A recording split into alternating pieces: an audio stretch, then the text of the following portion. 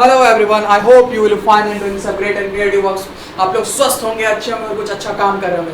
ठीक है बेटा, पिछले क्लास में हम लोगों ने कहाँ तक पढ़ा था? पिछले क्लास में हम लोगों ने पढ़ा था कि लीनियर मैग्निफिकेशन हम लोगों ने पढ़ा था। ठीक है, लीनियर मैग्निफिकेशन। उसके बाद लीनियर मैग्निफिकेशन क्या होती है मैंने आपको बताया था, वो तो रेशियो होती है height of image by height of object की, या तो दूसरी और भी डेफिनेशन कर सकते हो, image distance by object distance की रेशियो आगे में विद माइनस साइन के साथ। Very good. आज जो हम लोग पढ़ने जा रहे हैं वो बहुत इंपॉर्टेंट टॉपिक है। वैसे तो सब इंपॉर्टेंट टॉपिक है, लेकिन हम लोग इंड की तरफ जा ही रहे हैं। ठीक है, आज जो हम लोग पढ़ने जा रहे हैं, आप लोग दिख रहा होगा आप लोग को बोर्ड पे, rules for the formation of image of convex mirror. देखो बेटा, कोई चीज देखो, कोई भी चीज आप स्टार्ट करते हो उसके लिए पहले आपको उसका कुछ बेस जानना जरूरत होता है।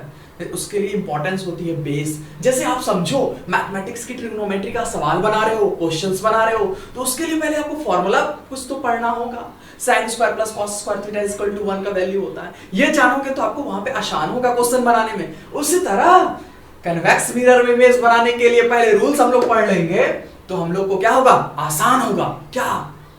इमेज फॉर्मेशन के लिए, इमेज फॉर्मेशन के लिए। ठीक है, उसी तरह देखो बच्चों, अगर आप घर ही बना रहे हो, कंस्ट्रक्शन कर रहे हो, तो उसके पहले आप सब कुछ जान लिए कि जमीन कैसा है, जहां पे घर बनने वाला है या कुछ भी बनने वाला है वहां का एरिया कैसा है। ठीक है ना, तो ये कुछ चीजें हैं जो आपको कुछ चीज स्टार्ट करने से पहले उसको जानना बहुत ही जरूरी होती है ना। तो उसी तरह से अगर हम लोग इमेज बनाने जा रहे हैं कन्वेक्स मिरर में, ऑब्जेक्ट को रखेंगे और इमेज बनाएंगे, तो उसके लिए रूल्स पहले जान लेते हैं ताकि आसानी हो जाए। हम लोगों ने देखा भी था कनकेव मिरर में 4 रूल्स हम लोगों ने पढ़ा था कि नहीं पढ़ा था? Very good. तो उसी तरह से कन्वेक्स मिरर के लिए भी हम लोग 4 रूल्स पढ़ेंगे, जो कि बहुत मजा आने वाला भाई, बहुत मजा आने वाला है। तो चलो बच्चों मेरे, आज देखते हैं, रूल्स भी देख लेते हैं। अरे भाई क्या बताऊं, हम लोग न्यूमेरिकल्स के करीब आ रहे हैं। ठीक है, हम लोग न्यूमेरिकल्स भी करेंगे, जम के करेंगे, आप लोग भी करोगे, जम के करोगे ना, जम के करेंगे, है ना।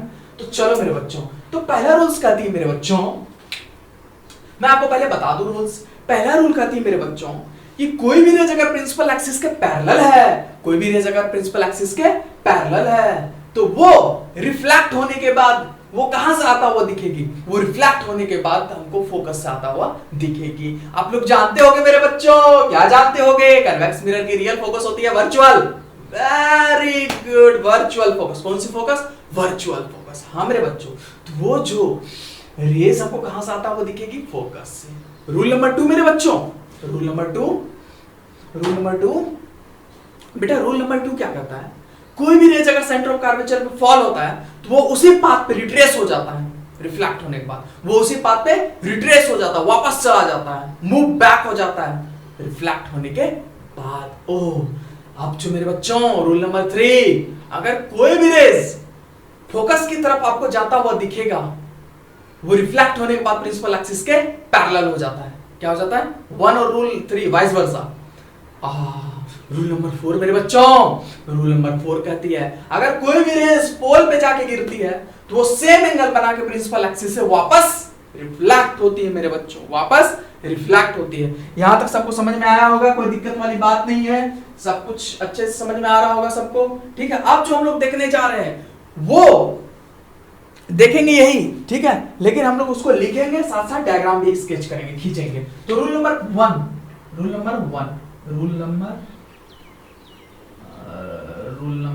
कैसे? ये 1 है ना। तो अब देखो बच्चों, रूल नंबर 1 क्या कहती है? The rays which is parallel to the principal axis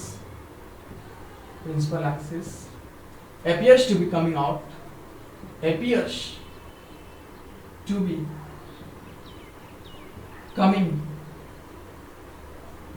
out from focus of a convex mirror। कहां से? कन्वेक्स मिरर के फोकस। तो मैं बनाऊं कन्वेक्स मिरर, पहले बनाता हूं, ठीक है, दूसरे कलर से बनाता हूं, है ना, कन्वेक्स मिरर बनाता हूं। आप लोग पहले यहां तक छापो, फिर बनाता हूं। देखो मेरे बच्चों, कन्वेक्स मिरर पहचानने का क्या तरीका है? पेट पीठ रिफ्लेक्टिंग सरफेस। अगर रिफ्लेक्टिंग सरफेस जिसकी पीठ की तरफ होगी तो वो कन्वेक्स मिरर होगी। तो अगर पीठ की तरफ रिफ्लेक्टिंग तो इधर पॉलिश कर दो। और एपर्चर का सेंटर पॉइंट को पोल होगा, तो एक स्ट्रेट लाइन जो पोल से गुजरेगा उसको हम लोग क्या कहते हैं?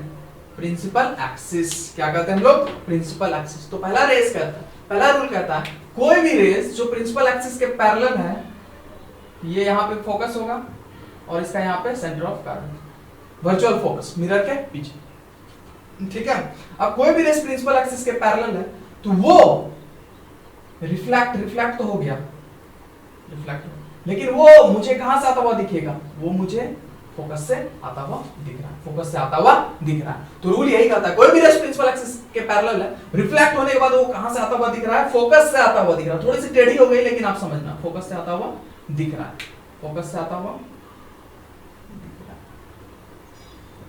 है। तो बच्चों ये हो गई बात, पहला रूल ये कहती है। अब हम लोग नेक्स्ट रूल पढ़ने जा रहे हैं, इसको छाप लो जल्दी, तुरंत एकदम हाइपरलूप की स्पीड में छापो। किसकी स्पीड में? हाइपरलूप की स्पीड में इसको छापो जल्दी। हम लोग ज्यादा इसको लंबा वीडियो नहीं बनाएंगे, ये सब वीडियो 15 मिनट बहुत हो गया रूल वगैरह। चलो इसको हटाओ, हटा दो। रूल नंबर 2 बेटा, रूल नंबर 2 जल्दी बना।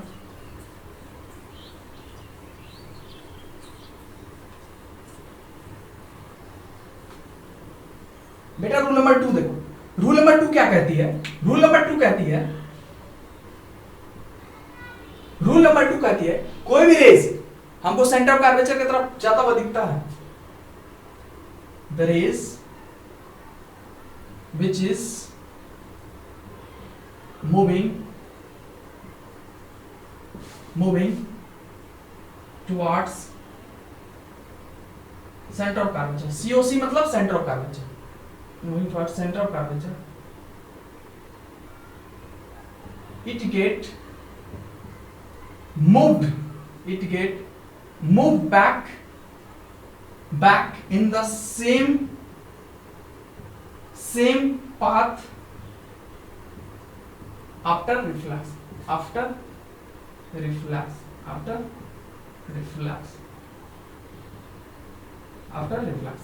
ठीक है, कोई भी रेस अगर सेंटर ऑफ कर्वेचर की तरफ जाता हुआ दिखता है, जैसे फॉल करता है सेंटर ऑफ कर्वेचर पे, ठीक है ना, कोई भी रेस सेंटर के कर्वेचर में जाता हुआ है, फॉल करता है, या आप लिख सकते हो moving towards centre of curvature, या कह सकते हो falls at centre of curvature, या इसको कह सकते हो falls at centre of curvature, moving towards centre of curvature या फॉल्स एट सीओसी। यहां ठीक है, कोई भी रेस अगर सेंटर ऑफ कर्वेचर में फॉल होता है तो उसी पाथ को फॉलो करते हुए वापस चला जाएगा रिफ्लेक्शन के बाद, है ना, रिफ्लेक्शन के बाद। चलो बेटा हम लोग बनाते हैं। ये कौन सा मिरर है बच्चों?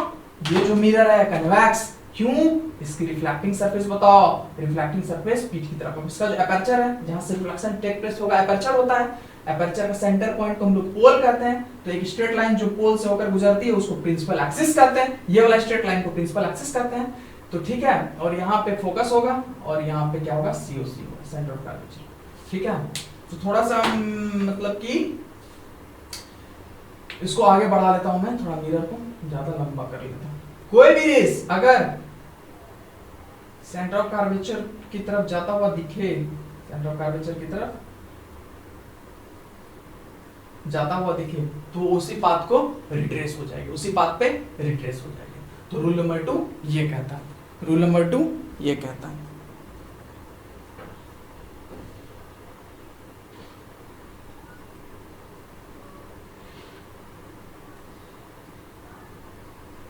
हाँ मेरे बच्चों ठीक। अब रूल नंबर 3 और रूल नंबर 4 की तरफ जा रहे हैं। इसको मिटा दूं मैं, ठीक है, आप लोग समझ जाए। लैंग्वेज पढ़ने में दिक्कत तो नहीं आ रही, यहाँ से थोड़ा सा मिरर को बढ़ाना था बस, कोई दिक्कत वाली बात नहीं। चलो बच्चों रूल नंबर 3 देखते हैं हम लोग इमेज फॉर्मेशन का। किसका? कन्वेक्स मिरर का। रूल नंबर 3 कहती है मेरे बच्चों,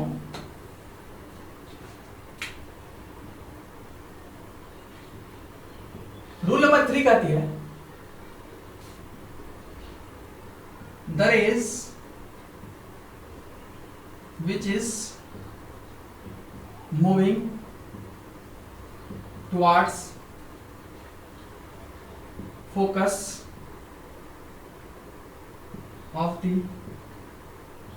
convex mirror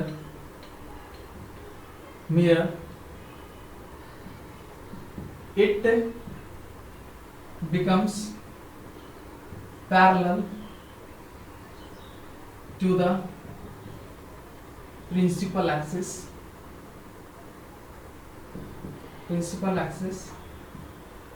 after reflection. तो देखते हैं फटाफट, मतलब कहने का मतलब ये है, पहले तो मिरर बनाओ, कन्वेक्स मिरर, अब प्रिंसिपल एक्सिस खींचो पोल से, यहां तक क्लियर हो गई बात को। मतलब कहने का मतलब ये है, ठीक है, कहने का मतलब सिंपल सी बात ये है, कोई भी रेज जो हमको फोकस की तरफ, यहाँ पे फोकस होगा और यहाँ पे COC होगा। कोई भी रेज अगर हमको फोकस की तरफ जाता हुआ दिख रहा है, कोई भी रेज अगर मुझे फोकस की तरफ जाता हुआ दिख रहा है, फोकस की तरफ जाता हुआ दिख रहा है, तो वो मिरर पे जैसे आएगा, टकराएगा, तो प्रिंसिपल एक्सिस के पैरेलल हो जाएगा। रिफ्लेक्शंस के बाद क्या हो जाएगा? प्रिंसिपल एक्सिस के पैरेलल। देखो ये रेस फोकस की तरफ जाता हुआ दिख रहा है, लेकिन मिरर आ गया सामने में, मिरर आया तो क्या हुआ? रिफ्लेक्ट होगा, तो रिफ्लेक्ट होने के बाद वो प्रिंसिपल एक्सिस के पैरेलल हो, ये प्रिंसिपल एक्सिस और ये रेस उसके पैरेलल।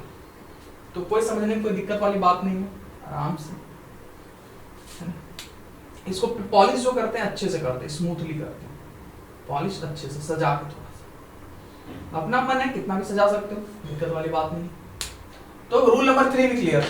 अब हम लोग पढ़ने जा रहे हैं, देखो समझने वाली कुछ ज्यादा मुश्किल है नहीं, कोई दिक्कत वाली बात नहीं है, इतना तो समझ में आया होगा सबको। अब जो हम लोग नहीं समझ में आया तो प्लीज आप कमेंट बॉक्स में मुझे पूछना है ना।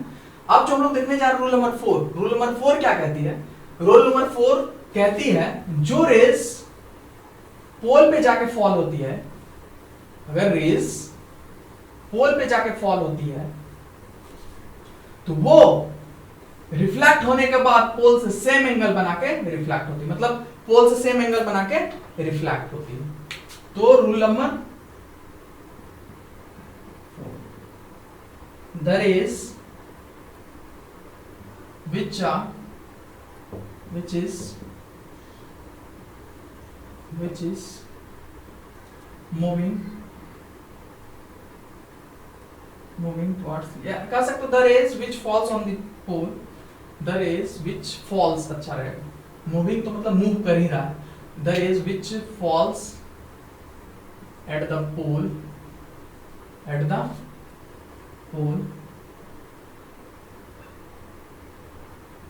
after